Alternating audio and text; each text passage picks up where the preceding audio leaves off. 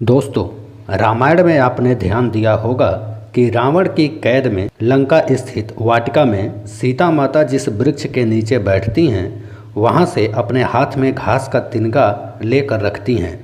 जब भी रावण वहां आता है, माता सीता उस तिनके को उठा लेती हैं। बहुत सारे लोगों को इसका वास्तविक कारण पता नहीं होगा, लेकिन हम आपको इसकी वजह बता रहे हैं। आप भी इसे ध्यान से देखें और अपने दोस्तों के साथ भी शेयर करें। रावण ने जब माँ सीता जी का हरण करके लंका ले गया, तब लंका में सीता जी वट वृक्ष के नीचे बैठकर चिंतन करने लगी। रावण बार बार आकर माँ सीता जी को धमकाता था, लेकिन माँ सीता जी कुछ नहीं बोलती थीं।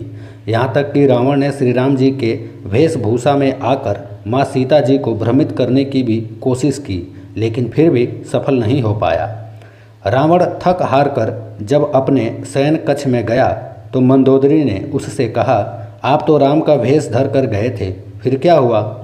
रावण बोला, जब मैं राम का रूप लेकर सीता के समक्ष गया, सीता मुझे नजर ही नहीं आ रही थी।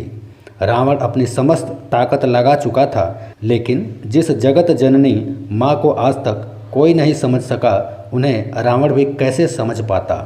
रावण एक बार फिर आया और बोला, मैं तुमसे सीधे सीधे संवाद करता हूँ, लेकिन तुम कैसी नारी हो कि मेरे आते ही घास का तिनका उठाकर उसे ही घूर घूर कर देखने लगती हो। क्या घास का तिनका तुम्हें राम से भी ज़्यादा प्यारा है? रावण के इस प्रश्न को सुनकर माँ सीता जी बिल्कुल चुप हो गई और उनकी आंखों से आंसुओं की धारा बह पड़ी। इसकी सबसे बड़ी वजह थी कि जब श्री राम जी का विवाह माँ सीता के साथ हुआ था, तब सीता जी का बड़े आदर सत्कार के साथ गृह प्रवेश भी हुआ था। बहुत उत्सव मनाया गया था। प्रथा के अनुसार नववधू विवाह पश्चात जब ससुराल आती है तो उसके हाथ से कुछ मीठा पकवान बनवाया जाता है, ताकि जीवन भर घर में मिठास बनी रहे। इसलिए माँ सीता ने उस दिन अपने हाथों से घर पर खीर बनाई और समस्त परिवार, राजा दशरथ और तीनों रानियों सहित चारों भाइयों और ऋषि संत भी भोजन पर आमंत्रित किए थे। माँ सीता ने सभी को खीर परोसना शुरू किया और भोजन शुरू होने ही वाला था कि जोर से एक हवा का झोंका आया। सभी ने अपनी अपनी पत्तलें संभाली। सीता जी बड़े गौर से सब देख रही थी। ठीक उसी समय राजा दशरथ जी की खीर पर एक छोटा सा घास का तिनका गिर गया, जिसे माँ सीता जी ने देख लिया, लेकिन अब खीर में हाथ कैसे डालें, ये प्रश्न आ गया। माँ सीता जी ने दूर से ही उस तिनके को घूर कर देखा तो जलकर राख की एक छोटी सी बिंदु बनकर रह गया। सीता जी ने सोचा, अच्छा हुआ किसी ने नहीं देखा, लेकिन राजा दशरथ माँ सीता जी के इस चमत्कार को देख रहे थे। फिर भी दशरथ जी चुप रहे और अपने कक्ष पहुंचकर माँ सीता जी को बुलवाया।